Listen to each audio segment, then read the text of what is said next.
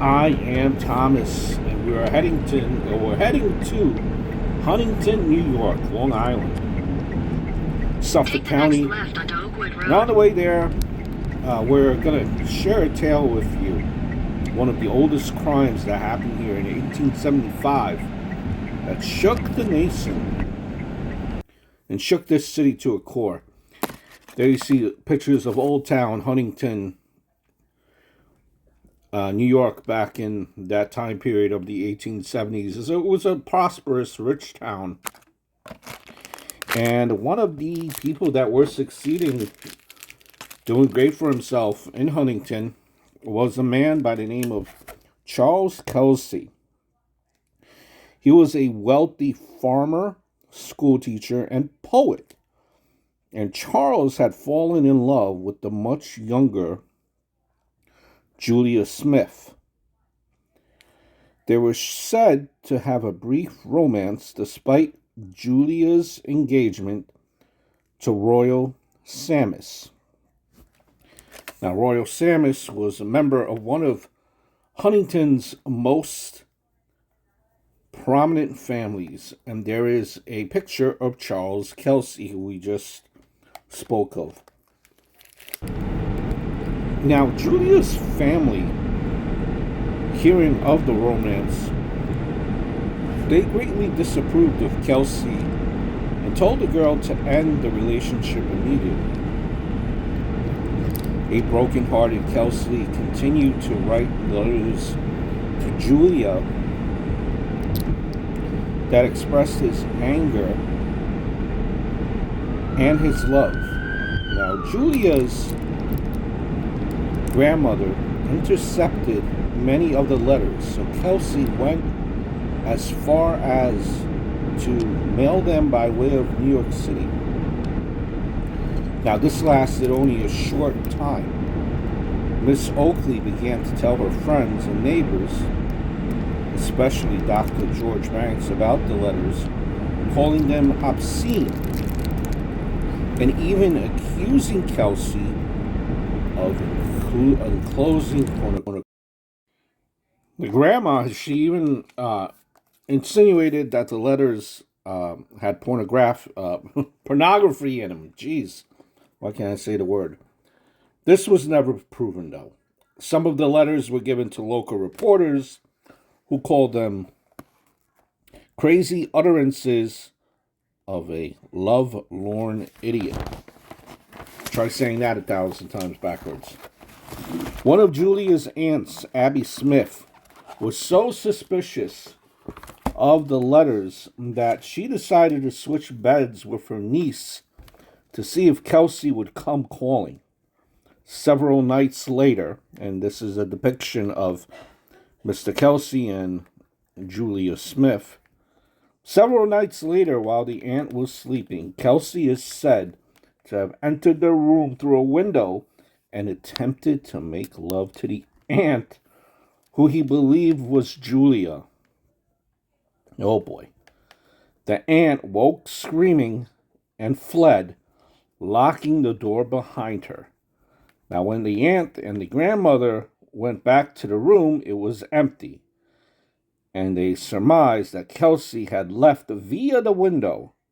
This tale was never proven, but back then in the Victorian days, no one dared question a lady's word. The story was taken as truth, and so it lived on. It was this tale that provoked the violence that would soon take place. It was the night of November 4th, 1872, which was the eve of Grant's victory over Horace Greeley in the United States presidential election. The Democrats were holding a big rally. Many of the local hotels were filled with visitors.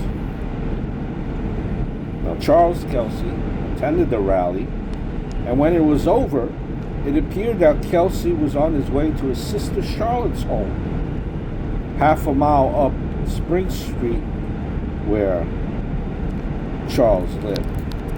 At some point, he had arranged a secret a meeting with Miss Julia. She was to give him a signal when the coast was clear so he could come and see her. Now, unfortunately, for Kelsey's sake, this was a setup because his love had forsaken him. My God. These stories never end well, do they? When you hear them.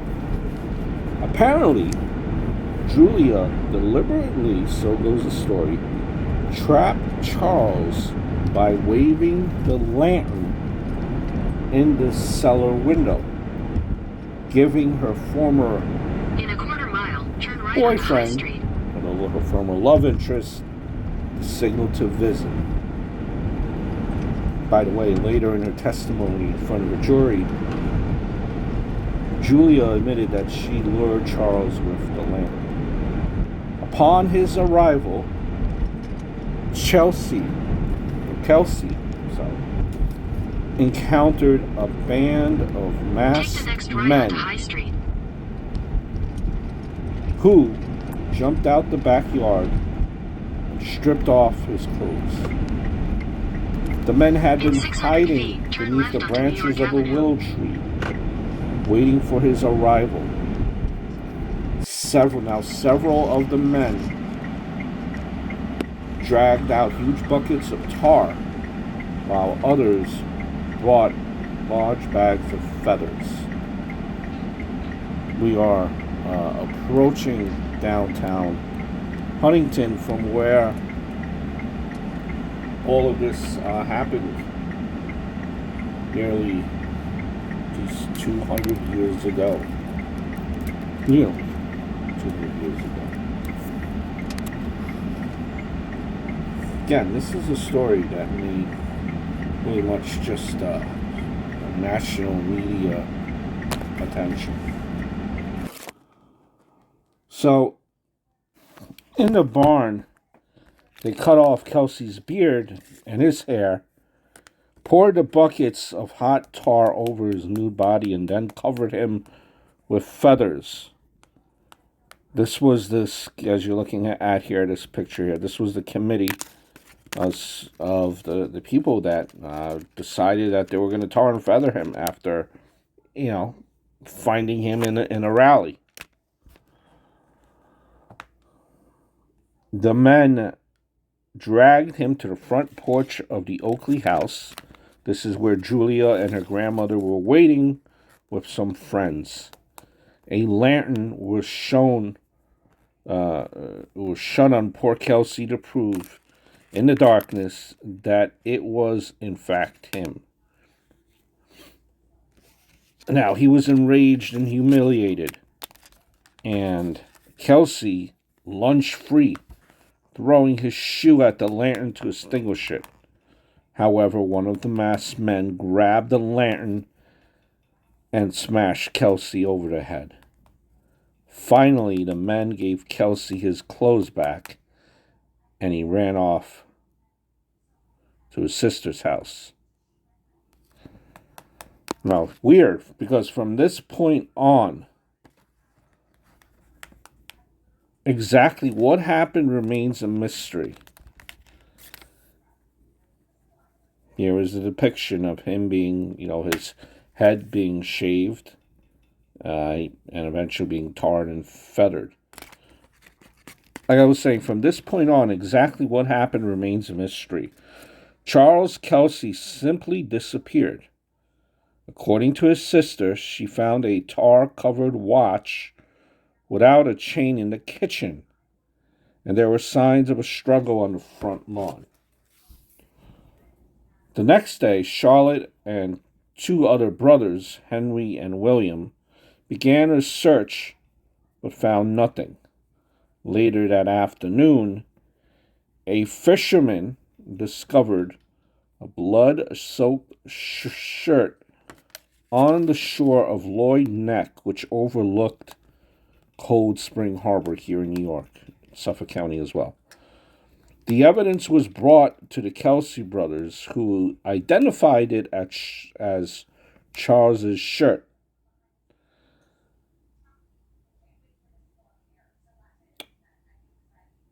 Setting forth the belief in his death, Henry and William brought the shirt and an affidavit to the Justice of Peace, William Montfort.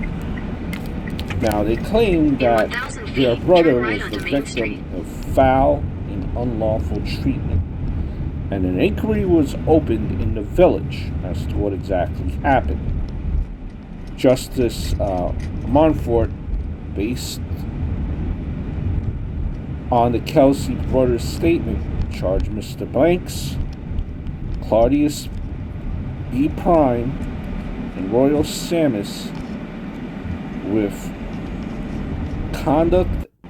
detrimental conduct, and assault. These charges were sustained by the grand jury in a subsequent indictment. Now, if you remember, Mr. Samus is the one that the family of Julia, they wanted her to marry him. Remember, the Samus family was a very prominent family here in Huntington. And we are now in downtown Huntington, approaching where everything went down. Now, within days, all over the East Coast, Huntington was branded with the name Tartown. The town became the target of every newspaper around, and the story spread nationwide. The incident created political problems in Huntington, as well as for the once quiet town was divided into the Tar and the anti-Tar parties. The Tars were a relatively small in number, but were wealthy and influential, while the anti-Tars opposed the outrage and held to the principles of law and order. This group was composed of many of Kelsey's friends.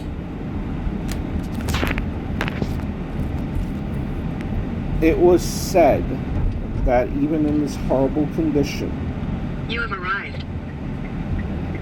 Kelsey recognized some of the masked men. Fearing exposure, the men may have followed Kelsey home, and under the motto, "Dead man tell no tales," might have killed him. In the hopes of concealing their identity, the body was perhaps brought to the deepest spot in the harbor with weights attached, in the hope that it would remain out of sight forever. Now, it was hard for many members of the community to believe that such... Huntington had a hard time believing, again, that, these men that were respected men in the community, that they could be involved. Some were sympathetic toward the men accused of the crime and claimed Kelsey deserved the punishment he got. They even believed he was hiding out elsewhere in the United States and that he would one day return to seek revenge on his enemies. The town was anxious to clear up the mystery, so the town supervisor at that time offered a $750 reward for the production of the body of Charles Kelsey, dead or alive. The reward was then increased by $500 by Kelsey's relatives. Months went by with no sign of the body. In the meantime, Miss Julia Smith, seemingly unaffected by the event, she eventually did marry Royal Samus in June of 1873. Then, 3 months later, a grisly discovery would be made and would be found. August of 1873, a fisherman Turn right onto They were in two small boats in Oyster Bay when they noticed something strange floating in the water. Upon closer inspection, it appeared to be the lower portion of a human body. They fastened the line to it and towed it ashore. Now I'm walking towards the area here of how it looked. You see the modern day area now as we're approaching the barn where this happened. That was the back end of it. It's still nothing's been built many years later. We're gonna drive up now just to get a better view of it. Come to think of it, it's better actually than walking there. We'll drive up and you'll see where the barn was, where Mr. Kelsey got tarred and feathered and his head shaved. It's with a history marker. Straight up ahead, you see that history marker right there in front of that house. That's where it stood. It was taken down in 2001 because the house wasn't really deemed to be savable. But that's the location. We're going to give you a better view coming up the road here again of where all this took place.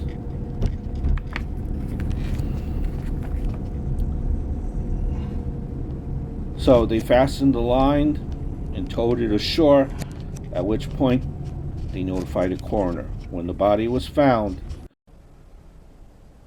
it was covered in sea spiders.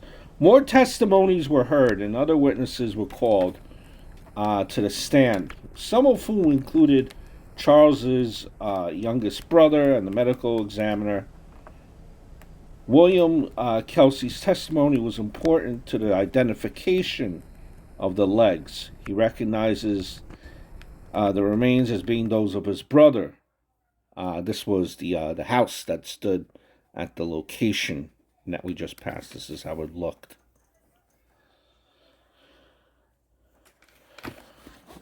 The legs had bits of tar and feathers on them, and he recognized the watch chain and the comb that had been on the body. The chain had been in the Kelsey family for 20 years, and the comb was one that was carried by his brother. The pants could not be recognized by William, but were later proven to be Charles's when his tale testified. The medical examiner gave a grisly account of just how brutal the crime was. In the statement, he said, "On closer examination, I found that parts of the anatomy between the pelvis and knees were missing. I am of the opinion that it was the work of violence." We're going down the street now of how the street looks modern day today.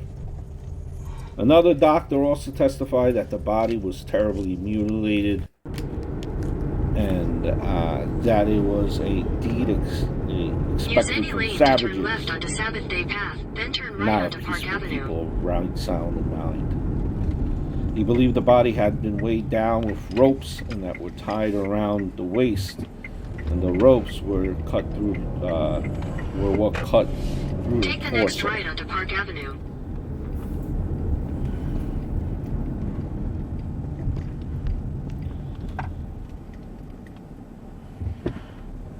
The remains were buried, but Huntington found itself the subject of bitter attacks in the nation's press. Finally, under the pressure of every major paper in the state, the governor, John Dix in Albany, sent his own aide, his own group of people in Huntington to clean up the mess. He offered a $3,000 reward at this time for the arrest and conviction In a quarter mile, of your destination will be on the left. Mr. Kelsey's killers. The murder was considered one of the worst crimes of the century. The coroner's jury continued to hear evidence at the courtroom in Oyster Bay, September through October, so the trial was going on still. As we're approaching the area where the church was, it's coming up right on the left. This is in downtown Huntington, right on the left, right Your destination there, is on the left. right where we're standing. So that is where Mr. Kelsey's funeral was held in that church. So, when you're going back to the case, they're trying to figure out who did it, trying to get a conviction. Then you will arrive at your destination. This was a big case that had national attention. The jury made a decision in October of 1873, and though it did not accuse anyone specifically of a homicide, in turn it ruled that the legs were definitely Kelsey's and that he had came to his death at the hands of persons unknown. It found that Royal Samus, again George M. Banks, Arthur Hurd, William Wood, Henry R. Prince, aided and abetted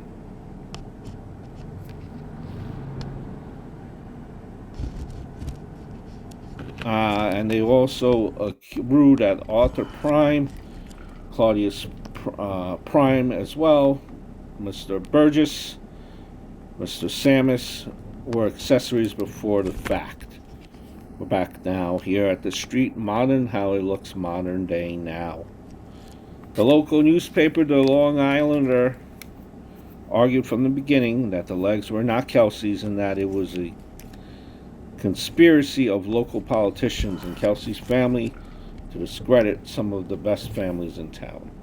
It also insisted that the trouble was being caused by New York City reporters who were concocting their stories over the hotel bar. The testimony was finally sent to the grand jury 40 miles away in remote Riverhead. And in November of 1873, the jury indicted Royal Samus and Dr. Banks for riot and assault, the original charges made against them when Kelsey disappeared. A few hours later, the jury filed an indictment for second-degree murder against Royal Samus and his brother Rudolph. The evidence provided by the district attorney for murder never showed up in open court. It was a mystery. Meanwhile, the fisherman received $750 reward, but it cost the supervisor his job. He lost the next election to Stephen Rogers because an injunction was filed against him, claiming that the reward was illegal despite the orders that had been given to him by the people of the town. So this was a mess going forward. The Samuses and Dr. Banks tried to get the cases transferred to the Supreme Court in Brooklyn on the grounds that they could not get a fair trial in Suffolk. By 1874, rumors arose that Charles Kelsey was, in fact, alive and living in California. It turned out to be Charles Kelsey's brother George, who had left Huntington 25 years before.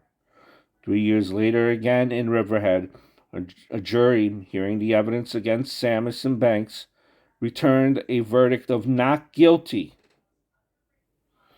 In October of 1876, Royal Samus and Rudolph appeared in the same court demanding to be brought to trial or discharged. The district attorney released both men in their own custody, and the stipulation that they were ordered to, for reasons unknown, the order never came. Royal and Julius Samus, Dr. Banks, and several other central figures in the case moved to New York City to live their lives in seclusion. Despite search after search, the upper body of Charles Kelsey was never found. My gosh. One of the most historic crimes in early New York, Long Island history. A love triangle, love gone wrong. Imagine that betrayal that Charles. That betrayal that Charles must have felt. Oh, very brutal. One could only imagine.